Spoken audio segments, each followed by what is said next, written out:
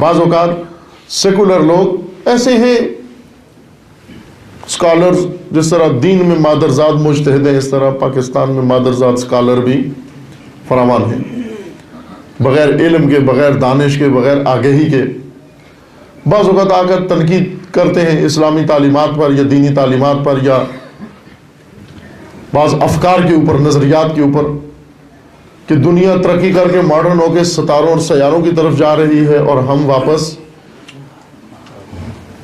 مدینہ اور مکہ کی طرف واپس جا رہے ہیں، اس طرف جو کہتے ہیں نا سیرت نبوی، سیرت معصومین، سیرت ائمہ پر عمل کرو۔ وہ کہتے ہیں سیرت ائمہ پر کیسے عمل کریں ہم؟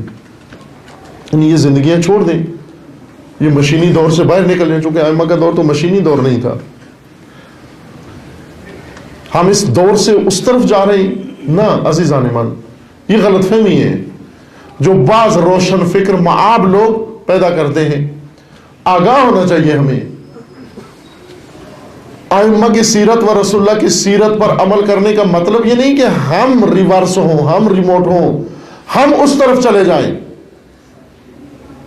بلکہ اس کا مطلب یہ ہے کہ آپ اپنے زمانے کی زندگی بسر کرو، کسی شعبے میں بھی آپ واپس نہیں جاؤ۔ یہ گاڑیاں بیچ کے گدے مت خریدو،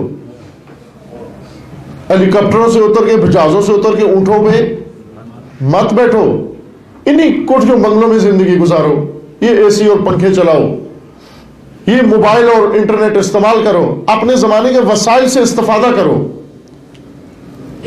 بعض اوقات یہ بھی بتا دیتے ہیں اسٹیجوں پر آ کر کہ جب امام ظہور فرمائیں گے تو معجزہ امام کیا ہوگا کہ پہلے یہ ساری سائنس نابود کریں گے، ٹیکنالوجی، ایک سور پھونکیں گے، سب کے انٹرنیٹ پگھل کے، جس طرح موم بتی پگھل جاتی ہے، رات کو آپ نے لیپ ٹاپ رکھا تھا، صبح صرف لیکوڈ پڑا ہوگا ادھر جب ظہور ہوگا، ٹی وی رکھا تھا آپ نے صبح ادھر پیالے میں، ٹیبل میں مثلاً ادھر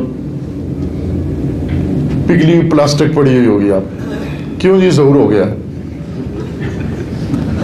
یہی بتاتے ہیں نا کہ یہ ساری ٹیکنالوجی، یہ میزائل، یہ جہاز، یہ طیارے، یہ مواصلاتی نظام، یہ الیکٹرکسٹی، یہ سب کچھ ختم ہو کے ایک دم اٹھیں گے ہم حضرت نوح کے زمانے میں ہوں گے، رات کو گاڑی پارکنگ میں کھڑی کی تھی، صبح گدی بندی ہوگی ادھر،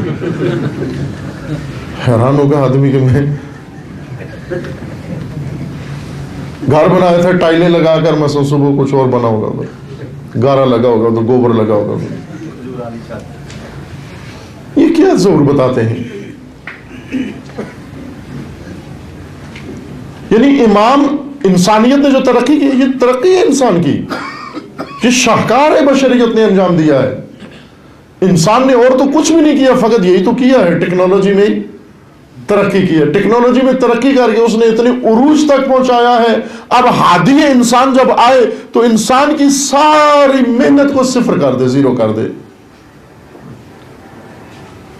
یہ امامت کا تصور پیش کر رہے ہیں، کسی نبی نے پہلے یہ کام کیا ہے؟ مثلا رسول اللہ جب آئے، رسول اللہ کے زمانے میں جو ٹیکنالوجی تھی وہی ابتدائی سادہ سی ٹیکنالوجی، کیا رسول اللہ نے آ کر کہا کہ یہ حضرت آدم کے زمانے سے مختلف ہو چکی ہے، اور چونکہ میں ابھی ظہور کر چکا ہوں لہٰذا میں اس کو پہلے واپس حضرت آدم کے زمانے میں لے جاؤں گا، چونکہ تم نے لوہے کی چیزیں بنا رہی ہیں جبکہ حضرت آدم کے زمانے میں ساری پتھر کی تھیں؟ کوئی نبی آئے جس نے انسان کو واپس پتھر کے زمانے میں پلٹایا ہو؟ ہر نبی آئے اپنے زمانے کی ٹیکنالوجی سے استفادہ کیا۔ رسول اللہ کے پاس شمشیر تھی، ڈھال، اس زمانے کی سائنس، اس زمانے کی ٹیکنالوجی نے جو ہتھیار جنگی بنائے تھے، رسول اللہ نے انہی ہتھیاروں سے جنگ لڑی، علی علیہ السلام نے انہی ہتھیاروں سے جنگ لڑی۔ تو جب رسول کا بیٹا آخر الزمان میں آئے گا، حجت خدا، تو جس زمانے میں آئے گا جو ہتھیار ہوں گے انہی ہتھیاروں کو بروئے کار لا کر جنگ لڑے گا وہ بھی۔ اب بجائے اس کے کہ خود ٹیکنالوجی میں کسی جگہ پر پہنچو، آپ نے حجت خدا کا معجزہ یہ بیان کیا کہ وہ ٹیکنالوجی کو نیست و نابود کر دیں گے۔ نیست و نابود کرنا معجزہ نہیں ہوتا،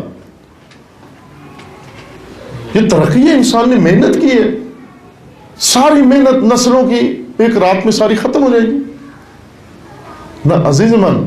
یہ محنت بشریت کی اپنے آخری عروج تک پہنچے گی، اس محنت کو در حقیقت عدالت کا نظام مل جائے گا. جو بشر نے کیا, یہ طب جو آج اتنی عالی مقدار, عالی درجے تک جا پہنچی ہے کہ انسان کا دل تبدیل کیا جا رہا ہے, ایک کا دل نکال کے دوسرے کا دل اس کو لگایا جا رہا ہے. حضرت حجت آئیں گے اور اسی دن سے ساری سائنس اور طب ساری کی ساری ناکام, سرجری ساری بند, اسپتالیں ساری بند, اور جو پیٹ میں درد ہے, کیوں درد ہو گیا کہ اس کو معلوم نہیں کیوں درد ہو گیا, حکیم بلاؤ. یعنی ایک دن اتنا زیرو کر دیں گے سب چیز کو, یہ کہاں سے سوچا ہے؟ اپنے زمانے کے مطابق آ کر اپنے زمانے کے ہتھیاروں کے ساتھ آ کے جنگ لڑیں گے. وَأَعِدُّوا لَهُمْ مَا اسْتَطَعْتُم مِّن قُوَّةٍ, آپ تیاری کرو, دشمن کے مقابلے میں تیاری کرو, وہ سب چیزیں فراہم کرو جو دشمن کے پاس موجود ہیں. افسانوی جنگ نہیں ہوگی, حقیقی جنگ ہوگی. ہر نبی نے آ کر اپنے عہد کے ٹیکنالوجی کو استعمال کیا, جو بھی تھی, ابتدائی تھی, پیچیدہ تھی, سادہ تھی. آپ حضرت سلیمان کے زمانے کی ٹیکنالوجی دیکھیں. حضرت سلیمان نبی ٹیکنالوجی کے اتنے عرش پر بیٹھے ہوئے تھے حضرت سلیمان نبی کہ موجودہ بشر پتہ نہیں کب پہنچے گا سلیمان نبی کے عرصے کے زمانے کی ٹیکنالوجی تک. جناب سلیمان نے کس طرح سے جنگ لڑی, کس طرح سے حکومت کی. مواصلاتی نظام اتنا قوی تھا کہ آج جتنی دیر میں ہمارا میسج پاس ہوتا ہے, کسی جگہ پر منتقل ہوتا ہے, اس سے کم تر مدت میں ایک مشاور حضرت سلیمان نے تخت بلقیس منتقل کر دیا.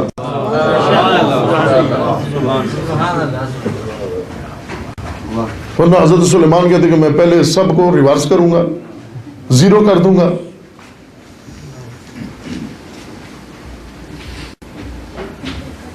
اپنے زمانے کے حالات کے مطابق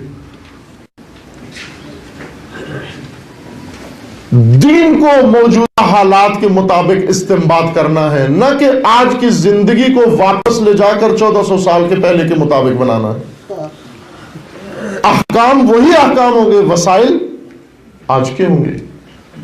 آج کے وسائل کے لیے دین کا حکم دریافت کرو, نہ کہ لوگوں سے یہ زندگی چھڑا کر, یہ وسائل زندگی چھڑا کر, یہ ترقی چھڑا کر لوگوں کو کہو کہ دین یہ ہے کہ غاروں میں جا بیٹھو تم. طالبان والا دین.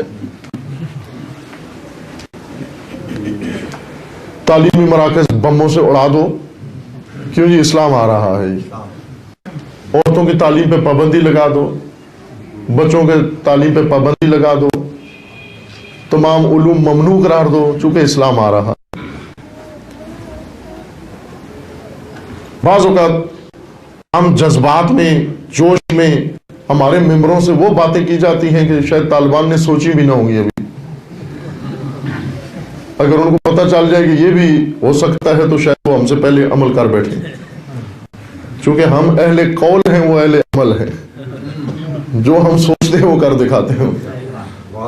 ہم کہتے ہیں یہ چیز ہوگی, ظہور ہوگا تو ہوگی, وہ ظہور سے پہلے ہی وہ کام کر دیتے ہیں. عزیز من, ظہور نظام انسانی اپنے کمال تک جا پہنچے گا, نہ واپس ریوارسوں کے زیرو ہو جائے گا, اپنے کمال تک پہنچے گا.